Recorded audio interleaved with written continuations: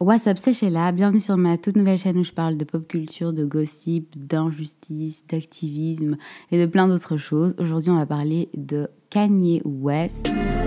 Alors, il y a plein de trucs à dire sur la polémique autour de Kanye West. Du coup, je vais diviser cette vidéo en 3 parties pour que ça soit pas trop long pour vous en fait. Du coup, je vais poster 3 vidéos. Dans ce premier épisode, je vais résumer en gros la situation avec la timeline précise des événements et plus d'infos pour que vous compreniez bien ce qui s'est passé depuis qu'il s'est inscrit aux élections présidentielles jusque maintenant. Dans le deuxième épisode, on va parler de la relation entre Kim et Kanye puisqu'on parlait déjà de divorce. Je vais parler de Meek Mill, de Drake, de Larsa Pippen, évidemment de North et de la relation de Kanye avec ses enfants. Je vais aussi parler de Jordyn Woods, etc. Dans le troisième épisode, je vais donner principalement mon avis sur les théories conspirationnistes et le possible danger que Kanye encourt pour le moment. On va également parler des propos outrageux de Kanye au fil du temps, notamment sur les femmes noires et sur les noirs en général. Donc voilà, activez bien la cloche de notification si vous ne voulez rater aucune vidéo. N'hésitez pas à liker la vidéo et à partager si ça vous plaît à la fin de la vidéo.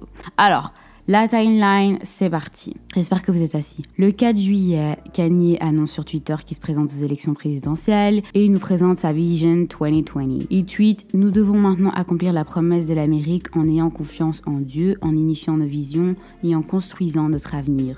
Je suis candidat à la présidentielle des États-Unis. » Il reçoit l'appui de Kim K, donc sa femme, et par ailleurs d'Elon Musk, donc le créateur de Tesla. Mais juste avant, il venait juste de nous annoncer qu'il allait sortir un nouvel album Donda du nom de sa mère, et du coup beaucoup de gens y croyaient pas, enfin y compris moi en fait. Le 8 juillet, Forbes interview Kanye West sur sa Vision 2020 et on y apprend plein de choses. Je vais en gros résumer les gros points sur lesquels il a parlé parce que je trouve que c'est assez important. On y apprend que Kanye n'a jamais voté, qu'il se présente en tant que parti indépendant avec sa liste The Birthday Party, qu'il a nommé ainsi apparemment parce que s'il gagne c'est l'anniversaire de tout le monde, enfin j'ai pas trop cherché à comprendre. On y apprend qu'il est républicain mais qu'il ne soutient plus Trump et qu'il accepte quand même de prendre les votes des Noirs de Joe Biden et donc paradoxalement aider Trump plutôt que d'appuyer les démocrates. Il dit que c'est une forme de racisme et de suprématie blanche d'obliger les Noirs à voter démocrate. Il rappelle que Joe Biden avait dit « Si t'es noir et que tu votes pas pour moi, c'est que t'es pas noir ». Il a dit que la raison pour laquelle il a été forcé à voter pour la première fois de sa vie, c'est parce qu'il avait peur et qu'il se sentait menacé. On lui a dit que s'il ne votait pas démocrate, sa carrière pourrait être terminée, qu'il avait peur pour sa vie en tant que célébrité. Mais certaines personnes se demandent si c'est pas juste un coup pour secrètement aider Trump, puisque on sait que la plupart des Noirs vont pas voter pour Trump. Il a aussi parlé du fait qu'il aurait eu le coronavirus en février et qu'il s'opposait à un possible vaccin. Il a dit « Il y a tellement de nos enfants qui sont vaccinés et paralysés. Donc, quand on vous dit qu'on va arrêter le Covid avec un vaccin, je suis extrêmement prudent. C'est la marque de la bête. Ils veulent nous insérer des puces, ils veulent faire plein de choses pour faire en sorte que nous n'accédions pas au paradis. Je suis navrée de devoir dire « ils », les humains qui ont le diable en eux. Perso, je voudrais juste ajouter que des enfants noirs vaccinés et paralysés en Afrique, il y en a plein, et que c'est pas une conspiration, ça existe pour de vrai, mais ça c'est un sujet pour une autre vidéo, donc je passe. Il parle de son modèle de management qui suivrait celui de Wakanda. Il dit « Beaucoup d'Africains n'aiment pas le film Black Panthers et leur représentation dans Wakanda, mais je vais utiliser le cadre de Wakanda pour le moment, car c'est la meilleure illustration pour expliquer comment se sentira notre groupe dans la Maison Blanche. Imaginez Kanye West, l'un des êtres humains les plus puissants sur Terre, pas le plus puissant, car t'as beaucoup de super pouvoirs niveau alien et c'est seulement ensemble qu'on peut le libérer. » Il a aussi mentionné le fait que Nipsey Hussle a été assassiné lors de son documentaire, est mort pour notre liberté, notre libre savoir et de la cure du sida qui existerait quelque part, etc. Et il a également dit qu'il adorait la Chine, les Chinois et que cette maladie n'était pas de leur faute. Et sinon, il a beaucoup parlé ou mentionné Dieu, littéralement dans chaque phrase. Je vous mets l'interview en barre d'infos pour ceux qui veulent la retrouver en entier. Alors, le 10 juillet, la famille Kardashian unfollow Larsa Pippen. C'est l'ex-femme du basketteur Scottie Pippen et une des meilleures amies de Kim depuis des années. On la voit même dans Keeping Up with the Kardashians et on ne sait pas pourquoi.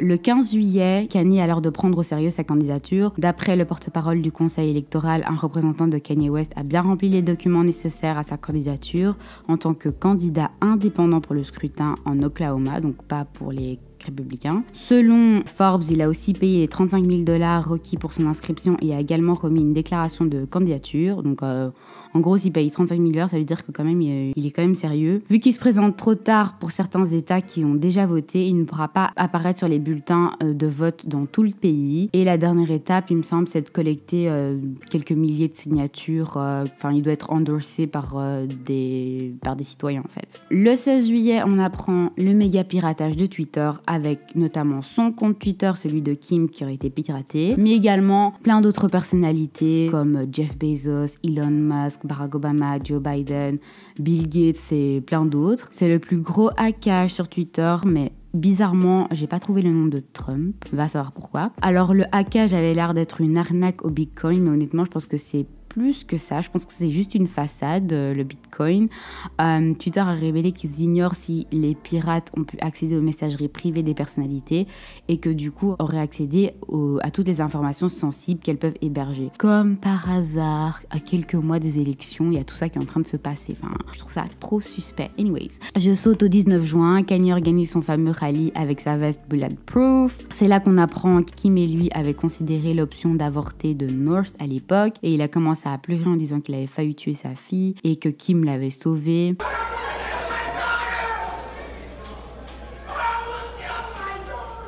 Il a aussi mentionné le fait que son père voulait aussi que sa mère avorte de lui et il a commencé encore à pleurer en imaginant un monde sans Kanye et en remerciant sa mère d'être en vie. Par rapport à son discours sur l'avortement, il y a une fan, désolée de le dire mais blanche, qui monte sur scène et qui agresse verbalement Kanye sur sa position sur l'avortement et l'interrompt constamment pendant qu'il essaye de s'expliquer. Kanye finit par l'écouter et finit par la prendre dans ses bras, mais quand une fille noire monte sur scène pour interroger Kanye par rapport à sa position sur le port d'armes, il commence à bafouiller, à raconter des histoires qui ont ni queue ni tête, qui n'ont pas vraiment de rapport avec la question. Et la fille essaie de le recadrer, de le corriger quand il dit des conneries. Et là, il commence à s'exciter sur elle. Une première fois, on le voit s'exciter sur elle en privé, de la remettre à sa place. Puis ensuite, il commence à l'agresser publiquement. Il avait déjà viré de la scène alors qu'il n'avait pas répondu à sa question. Et enfin, la goutte d'eau qui a fait déborder le vase au rallye, c'est qu'il a osé critiquer Harriet Tubman, qui est une des pionnières de l'abolition de l'esclavage, en disant qu'elle n'avait jamais vraiment libéré les esclaves, mais qu'elle les avait juste fait travailler pour d'autres blancs. Kanye a l'habitude de toujours s'en prendre à des femmes noires et je comprends même pas comment il y a encore des fans qui peuvent l'idolâtrer, quoi. Bref, on arrive enfin au 20 juillet. Dans une série de tweets, il révèle que Chris et Kim ont essayé de l'interner de force avec 2 docteurs, qu'il risque de perdre ses enfants pour avoir parlé de l'avortement de North, qu'il risquait de se faire enfermer comme Nelson Mandela, qu'il ne laisserait jamais North poser pour Playboy. Je rappelle que Chris aurait conseillé à Kim à l'époque de sa sextape de poser pour Playboy, ce que Chris a nié toujours jusqu'à présent. Et quelques années plus tard, Kylie se retrouve aussi en cover de Playboy. On a clairement commencé à s'inquiéter sur la santé mentale de Kanye quand il a commencé à tweeter tout ça, sachant que Kanye a admis souffrir de bipolarité. Elon Musk tweet qu'il vient juste d'avoir une discussion avec Kanye et qu'il avait l'air d'aller très bien. Mais pendant ce temps-là, tous les yeux étaient rivés sur Kim et certaines célébrités l'insultaient même de ne pas aider Kanye et de le laisser se ridiculiser devant le monde entier. On passe au 21 juillet, ça s'empire. Kanye balance qu'il a essayé de divorcer de Kim depuis l'année passée quand Kim serait partie voir Meek Mill à l'hôtel Waldorf à Beverly Hills pour discuter de la réforme des prisons. Il dit que Meek était son pote et qu'il était respectueux mais que Kim avait dépassé les bornes. Il a été confirmé aujourd'hui par TMZ que le meeting aurait bien eu lieu à l'hôtel Waldorf de Beverly Hills alors que le sommet auquel ils avaient été invités s'était produit dans un autre lieu apparemment. Meek Mill a nié tout sur Twitter, toutes les accusations, il a dit que c'était des mensonges. Apparemment il ne s'agissait pas d'un meeting entre eux deux seulement mais qu'ils avaient été rejoints par l'activiste Clara Woodside et qu'ils avaient uniquement discuté de la réforme des prisons et n'avaient jamais été seuls ensemble. Il semblerait que Kanye était fort jaloux. Je rappelle le nombre de fois où il s'est réveillé hyper contrôleur envers Kim. Il lui disait ce qu'elle portait. Il lui disait même quelle couleur de cheveux elle devait mettre, etc. Est-ce qu'il a été vraiment jaloux au point de vouloir divorcer parce qu'il se faisait des films quand sa femme avait un rendez-vous professionnel? Parce que si c'est vrai, ça cache un gros manque de confiance en soi. Et ce qui est hyper bizarre parce que Kanye se prend littéralement pour Jésus et pour l'envoyé de Dieu sur terre. On divorce pas, on cherche pas à divorcer de quelqu'un sans qu'il y ait de preuves ni d'autres antécédents. Il doit soit être vraiment mentalement instable ou alors il n'y a pas de fumée sans feu et ça cache peut-être peut-être quelque chose de plus profond ou bien une expérience qui s'est passée dans le passé. Bref, ensuite il a appelé Kris Jenner Kris Jong-un en référence au dictateur Kim Jong-un. Il les a toutes les deux accusées de suprématie blanche. Dans une autre série de tweets pour essayer de gagner l'attention de Kris et Kim, il commence à drop des noms comme ça. Il mentionne Drake, Larsa, donc l'ex meilleur ami de Kim dont je vous parlais au début, que Kim avait unfollow quelques jours plus tôt.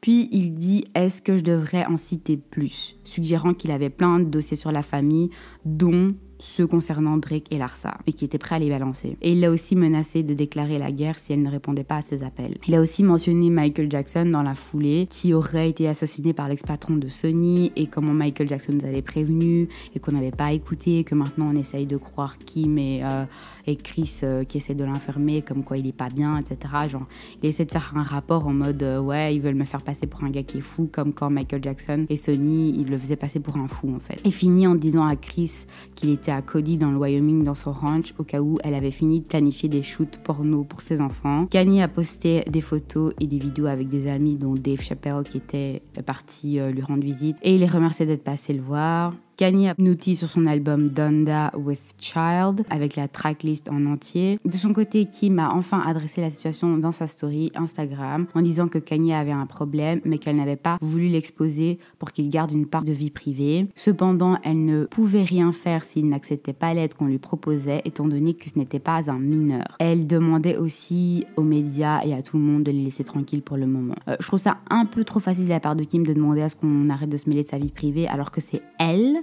qui a commencé à diffuser toute sa vie privée à la télé et sur le net sans qu'on lui ait rien demandé. Kanye n'a jamais voulu faire partie de cette émission, ni que ses enfants y soient mêlés. C'est pas elle d'ailleurs qui a harcelé une fille de 21 ans devant la terre entière et a essayé de détruire son image dans le business. Où était sa tolérance à ce moment-là? Où était sa tolérance quand elle et ses sœurs de presque 40 ans s'acharnaient sur une gamine, hein? Bon, c'est tout pour moi. Je vous retrouve dans le deuxième épisode où je vais un peu plus parler de la relation de Kim et Kanye, mais aussi des rumeurs entre Drake et Kim, de Larsa et Tristan Thompson, de Jordyn Woods, de Amber Rose et enfin de l'éventuel divorce. C'est le moment d'activer les cloches de notification si ce n'est pas encore fait. C'est le moment de vous abonner si ce n'est pas encore fait. Dites-moi en commentaire ce que vous en pensez. N'oubliez pas de liker. On se retrouve dans la prochaine partie. Et jusque-là, portez-vous bien.